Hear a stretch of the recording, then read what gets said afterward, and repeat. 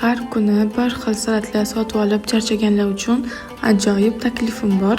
Sizlar bilan bugun go'shtli ovqatlar bilan zo'r ketadigan salat tayyorlaymiz. Shunaqa oddiy masalliqlardan sizlarga restoranskiy salat tayyorlashni o'rgataman. Odatda rosa ham uyalaman shunaqa gapirib videolar qilishga, lekin ilojim yo'q, chunki uyimizda mendan boshqa hech kim meni videolarimga ovoz bermaydi.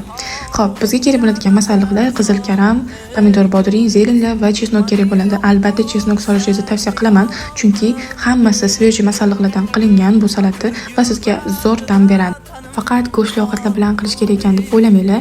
Buni yil 12 oy qilsalar ham bo'ladi, chunki fasl tanlamaydigan zo'r salat hisoblanadi. Buni mehmonlarga ham ko'p qilib berganman va xuddi shu shaklda to'g'rasanglar, mazasi ham vobshe boshqacha chiqadi va ko'rinish jihatdan ham restoranskiy salatga o'xshaydi.